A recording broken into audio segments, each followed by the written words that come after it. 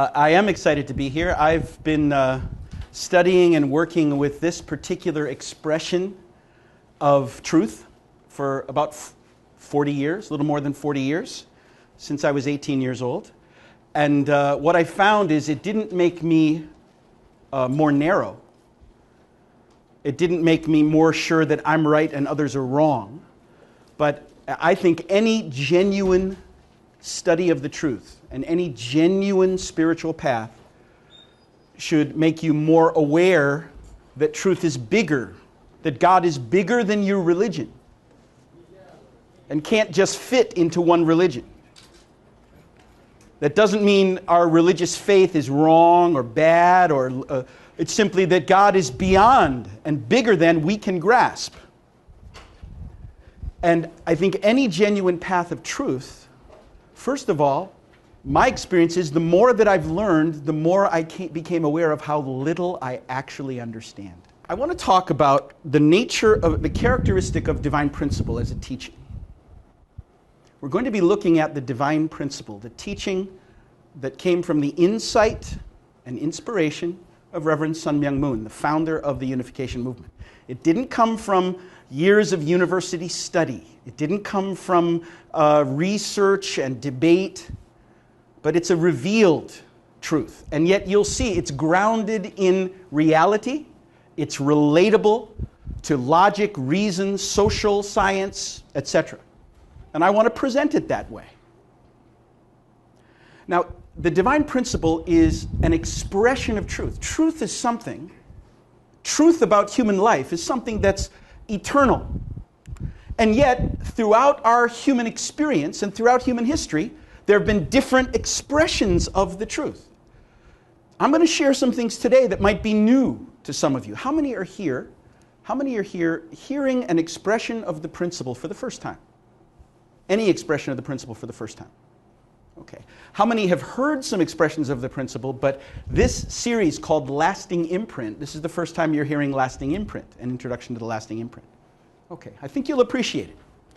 It approaches very differently than the traditional teaching of the divine principle, which is very good for deeper study. This is like an introductory level.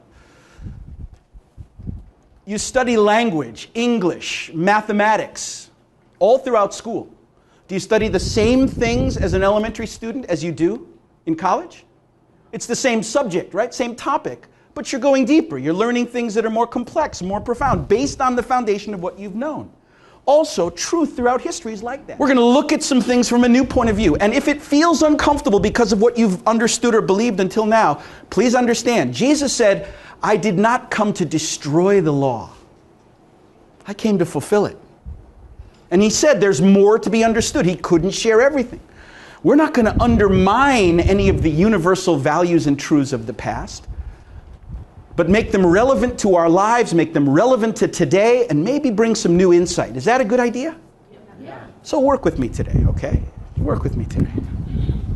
How the principle approaches it, how this approach goes, I think is also very reasonable and very logical, because it's a reflection of the time we're living in today. Okay? When you're sick, where do you go? Don't you go to your Aunt Sadie for chicken soup? Well, that's a good thing. But ultimately, if you got a serious illness, you go to a doctor. And you pay him the big bucks, right? Or somebody pays him the big bucks. Why do we pay doctors the big bucks? Because they've studied, researched, and prepared themselves. And how does a doctor go about, what's the process? I have one of my kids who's a medical student here in the Boston area. And how does a physician go about studying to be a doctor? The first thing he studies is anatomy, right? Anatomy. Because before you can figure out how to cure the body and what's wrong with it, you have to understand how the body's supposed to function. Doesn't that make sense? So anatomy is the first study, the ideal of the human body, how it's designed to work.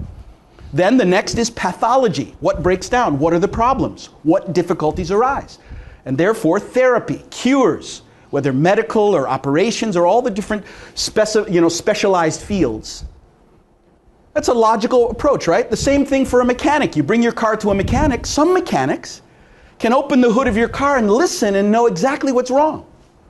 Because first of all, they understand how the car was designed to work, right?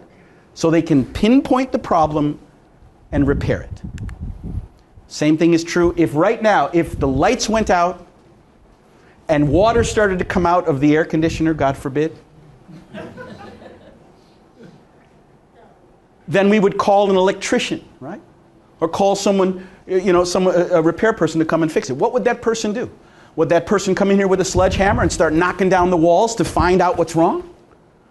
No, the first thing he would want to do is see the blueprint.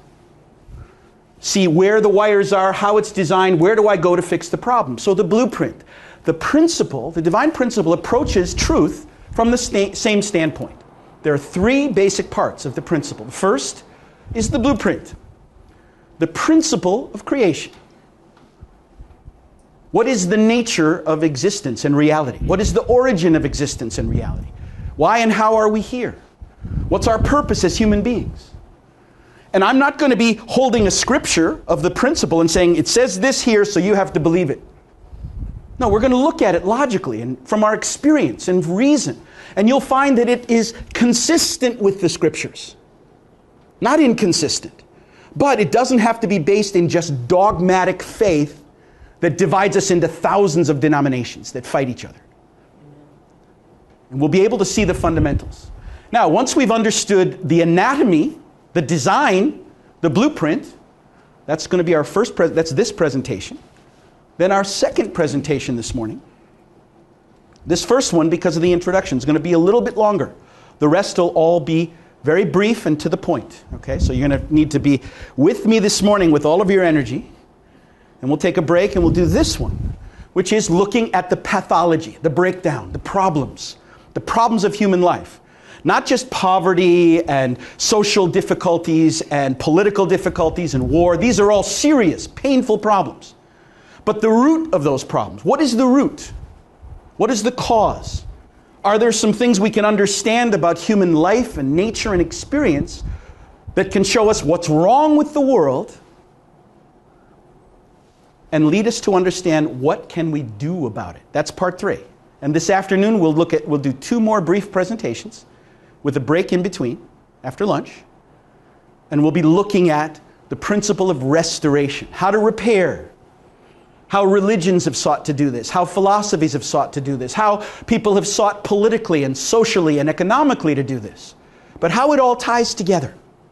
And where we are at this point in our life and our history, looking at the future, and what can you and I do? And all of it, I hope today, to tie to the value is why this community does what it does, what our values, our ideals are, what we emphasize, what you can gain from participating, from being part of this community, contributing to it, sharing with it, whether it's valuable or worth it or not.